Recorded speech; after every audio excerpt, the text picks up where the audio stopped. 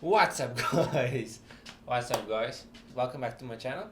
I hope everybody's having a lucky day. Today we're going to talk about the worst exercises there are, why they are bad, and the alternatives you can use in their place. Okay. First exercise, the behind the head shoulder press. A lot of people live by the amazingness of this movement, and I know for a fact there's going to be people that disagree with me about this one. But hear me out. This movement is going behind your head now. Now, if you look from the side, you're going there and up. So it's behind your head and back up. But when you do this, I don't know if you can see it properly, but you're externally rotating your shoulder. You're externally rotating your shoulder so you can get the bar behind your head. You're not gonna, if your arms are just straight next to your body, your head is in the way physically. You are in your own way physically, So if you go down there, you're gonna hit your head. So you have to externally rotate your shoulders in order to get the weight behind your head. And this puts your shoulders in a very compromising position and can greatly increase your risk of injury, especially to the rotator cuff muscles. Plus, most people can't do this movement without having to let their head go forward.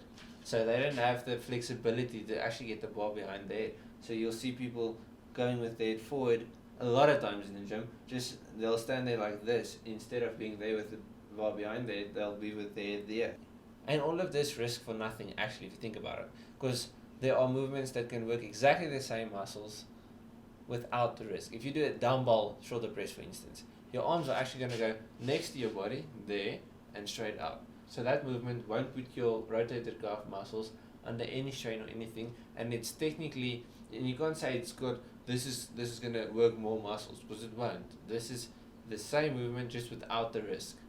So a dumbbell shoulder press is a better option. A military press is a better option. It's unnecessary risk you add to your exercise program. You don't need the risks. You can get the benefits without the risks if you just do other exercises. Next one, Smith machine squats for overloading. Now, if you are newbie to the gym and you don't have the proper form and experience to do a barbell squat correctly, then I can understand you going on the Smith machine and not loading a lot of weights and doing a bit of squats, because you're still new, so you won't go too heavy. And it's okay because it's going to force you to keep your back straight while you're doing the squat. But if you've been in the gym for a long time and you just want to use the Smith machine to squat heavier, that's a bad idea. Because if you actually look at how a squat is, when you squat down, your back and your hips are allowed to move freely when you do a real squat. So you're going that your body will follow especially if you've got good form and you squat, your body will follow a natural movement. So you'll be in a natural way of lifting that heavy weight.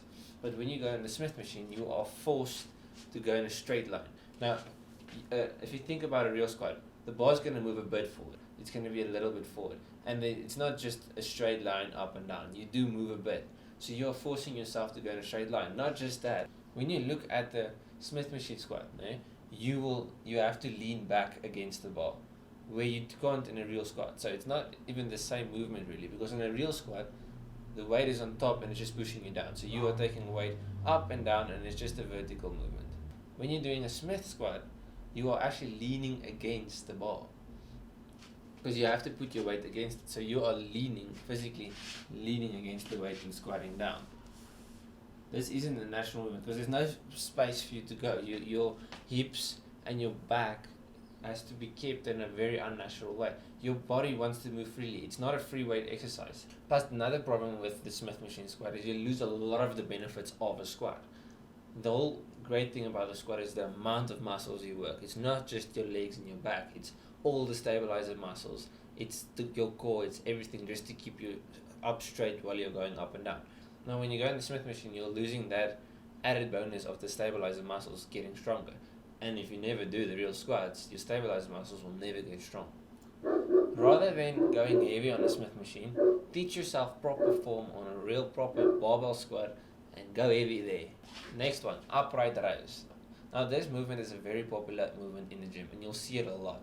Now, the upright row is done to develop your shoulders and your traps. The big problem with this exercise is it's an unnatural movement, In order to do this exercise properly, you need to internally rotate your shoulders under load. If you take your arm like this and you push it down to there, you can feel a discomfort in your shoulder, and it's because it causes an impingement in your shoulder. So when you do this movement, it's going to cause an impingement under load, because now you're adding weight and an unnatural movement together. Now, internal rotation isn't necessarily bad, but now you're taking an internal rotation, you're raising it, and you're adding load. That's why it's bad for you. So you're adding a load to something that is already causing an impingement inside the shoulder. If you look at your shoulder, there's a little hump on it. Now when you turn it in, that hump goes to where the tendons and stuff are underneath. So you're taking a big part of the shoulder and you're putting it in a small hole. That's why you feel that discomfort. And now a lot of people will disagree with me and say, if you do this movement correctly and you don't have too much weight, it will be fine. The risk of injury will be much lower and you can do it. But why do the movement in the first place if there's better exercises that target exactly the same muscles? Yes, this one targets the traps and the shoulders, but you can do shrugs, which is much better for the traps. You can do lateral raises for the shoulders. You can do dumbbell presses. You can do a dumbbell high pull, which works that muscle 10 times better without the risk. My point is, there's a lot of more effective ways to work your shoulders without the risk. The next one, the seated adductor abductor machine. Now there's no natural movement that can put that amount of strain on your hips and your IT bands. Okay, and this movement can also cause lower back injuries because of the amount of weight you put in on a really unnatural movement. And a lot of people will really strive to go heavy on this machine. And it's the most incorrect thing you can do, because this machine is, don't get me wrong, this machine isn't bad in total. For rehab, doing it with light weights to try and fix something, it's fine. But to go on it and try and do a PR or a really heavy lift, it's an unnatural movement and you're putting strain on your hips. But why do people actually do this exercise?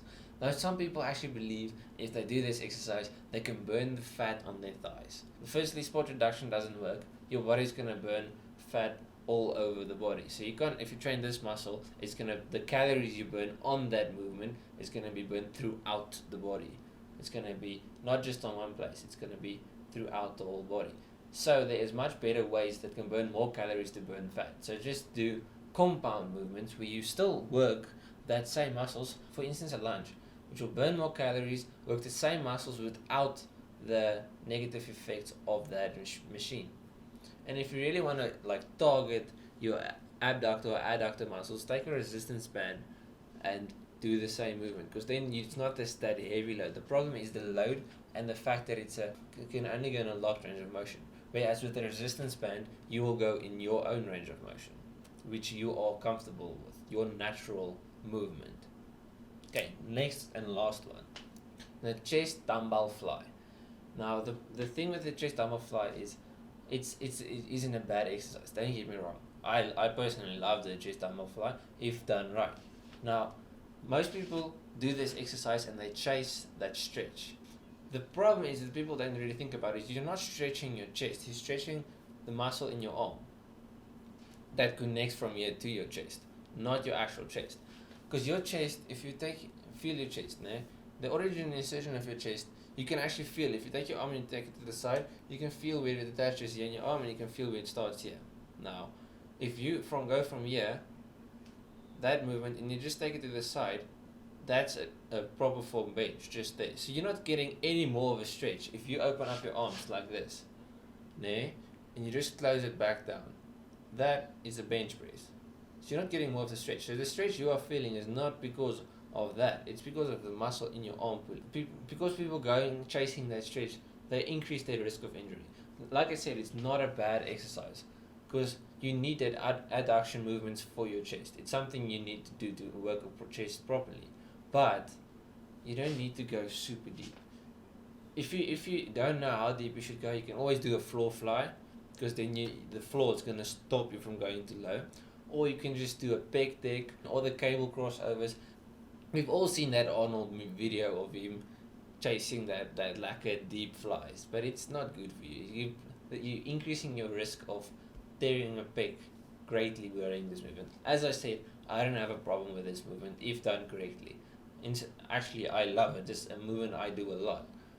but you have to remember, it's that stretch you're feeling at the bottom is not your chest. Anyways, if you enjoyed this video, please leave a like and subscribe to the channel for more fitness related videos. And yeah.